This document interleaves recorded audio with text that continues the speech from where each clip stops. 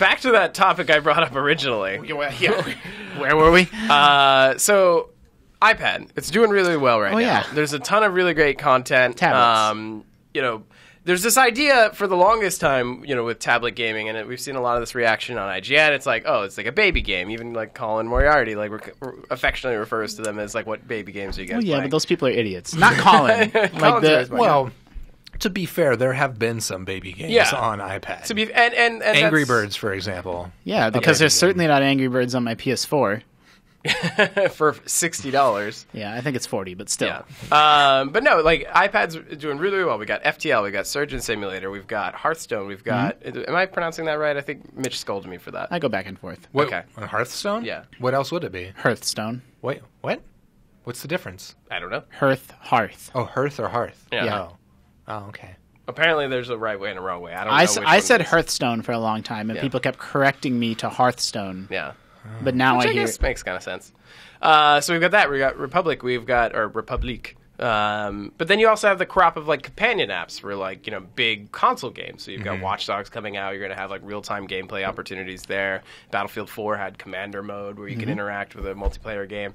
And I feel like it's finally getting at that point where like those people who say like this isn't for real gamers don't have a leg to stand on anymore, because like of course they're not the same caliber games of games that you have on your console or your PC. But that's not true, because Hearthstone is. Well, yeah. I mean, in a lot of cases, in terms of like dual analog controls, like real time multiplayer. In a lot of cases, it's not the same level, but in terms of the kind of appeal to more like hardcore audiences in terms of the types of experiences they're looking for, I feel like we're kind of in this like golden age. We're at a point where if you are ignoring iPad because you think it's baby games, you are doing yourself a disservice. Yeah. I think people are finally. I think Hitman Go has been a good test case. Hitman Go. I can't hear it. It's not a name. I can't do it. Yeah. Like Crab Rangoon. Exactly. I'd like one order. That same I'd like one order of Hitman Go with some chicken fried rice. Yeah. Yeah. But I feel like that game was if that game would have come out a year ago, everyone would have lost their minds and said, "I can't believe the next Hitman game is on iPad." Right. And a lot of people still did that now. But then I'm seeing more of like a brigade of responses being like, "No, try the game out. It's actually like super cool." Like, and that's like really exciting to me, because I was always that guy trying to be the voice of reason. And to be fair, I was the mobile editor at IGN, so it was my job to be that. Right. But, and then no one would listen. I couldn't get people to listen to me. Be like, look, no, like I know you're disappointed that this isn't another Hitman console game, but try this out. And now other people, like there's a bigger group of people that have picked up that mantle for sure. Yeah, I think it's a combination of things, like tying into franchises people care about, like obviously the Hitman tie-in, the ports, FTL, that sort of thing. Well, yeah, but also taking advantage of the interface in a way that makes more sense than previous examples. Right. I think it's product quality. Yeah. Like the reason mobile games had a bullshit reputation is because a lot of them were bullshit. Yeah. Like they were. It was the product's fault. Like, and now, but Hitman Go is like really smart and clever. Like it's good. Like it's a really good, well executed game that makes sense for the platform. So people there's goodwill now that wasn't there before.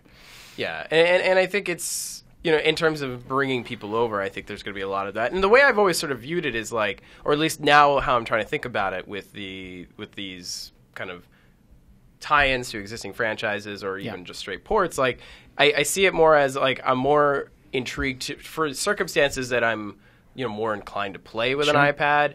I'm more enthusiastic to do it. Like sorry, go ahead. And most nights in the last couple of weeks, like instead of like hopping on my console, after a long day at work, whatever, I just sit on the couch with the iPad and play. Traitor.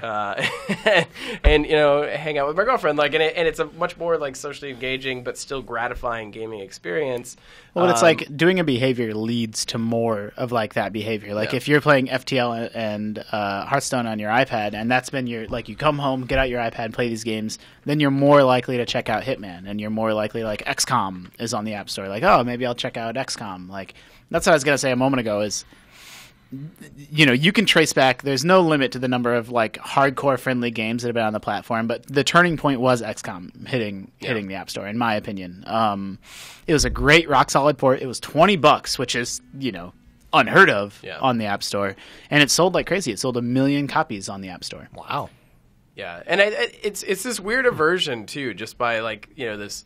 I feel like gamers have this like inherent need to defend their like like a very specific like what's familiar to them. But like for me, I'm excited about it. I think it's like it's an opportunity to extend my gameplay experience to again times when I wouldn't be, like if I'm traveling or if I'm on a plane or something. Like these are perfect opportunities where I want to play FTL but not Angry Birds. Like that, like for me, that's really, really exciting. I feel like people should be, especially when looking down the line to like the Division, like iPad companion. I don't know how much of that you guys have seen, but like that seems like an experience where, like, at least if they can deliver, like you are gonna want to play on your iPad because it will allow you to unlock other things on your console experience when you finally get back to it. Or in the case of Hearthstone, I played probably 1,000 matches of Hearthstone on the PC.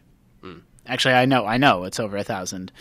And I prefer iPad is now my preferred way to play that game. I like it more than PC. It loads faster. I don't need to load into BattleNet. I'm already loaded in. Like all I have to do is click on the app and I'm in the game.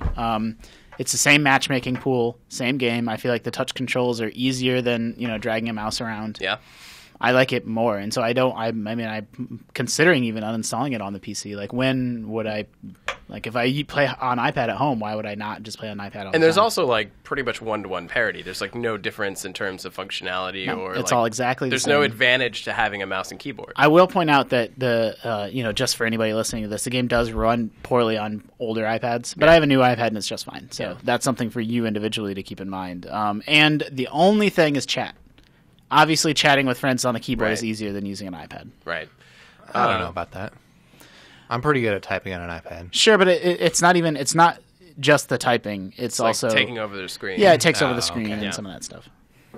Yeah, so I don't know. I'm really excited, and I'm curious to see what other people think. So in the comments below this video, or in the comments of the podcast, or in our Facebook group, please let me know, like, what has your view of iPad shifted? It's we're old men, and so it's hard for me to get perspective on, like Angry Birds is not that new. Angry Birds is 4 years old, probably 4 or 5 years old. Yep. So if you were a 12-year-old that liked Angry Birds, you're 16 now, and you probably have your own iPad. Yep. Like, maybe you're a kid playing Hitman now. Like, maybe enough time has passed that stigma is starting to just evaporate on its own because, mobile games have been mainstream long enough. Yeah. They probably, like, some people playing Hitman Go may not even know what the core franchise is. Crazy to think about.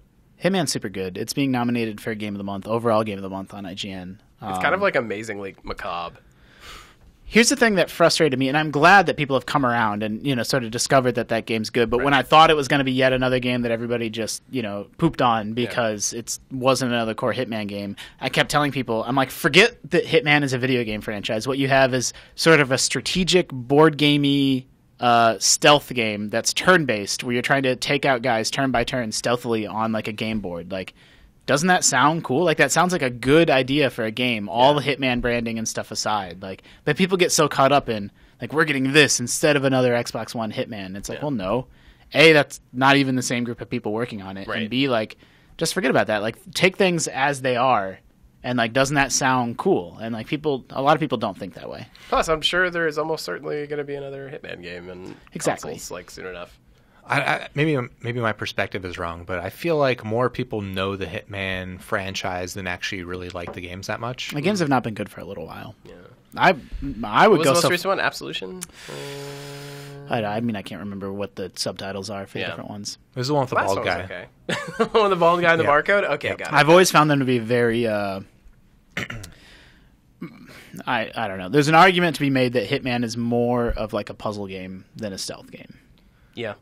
Because it's very trial and error-y. That's what I don't like, is the trial and error-iness. But you also don't know, like, they're cool and sandboxy and open-ended in the way that, like, okay, you can poison a guy's food, or you can be across the street and snipe him, or you can do this stuff. But, like, you don't know what will or won't work, and you don't know what you can and can't interact with all the time. So, does Hitman Go still have that sort of same dynamic going on?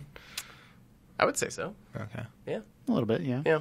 It gets really hard. It does. It doesn't. Yeah, that game doesn't f around either in terms of difficulty. Like, they and offer up some clues, but like it's $5 and no in-app purchases. You can in-app purchase hints, but they're pointless because you can also look things up on YouTube.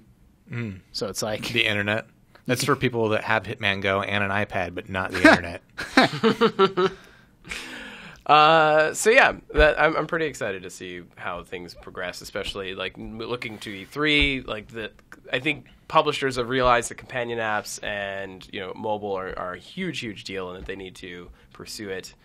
So I'm curious to see, especially now that people are settling in with like next gen consoles, or current gen rather, and exploring new ideas in terms of companion software. So really excited to see that.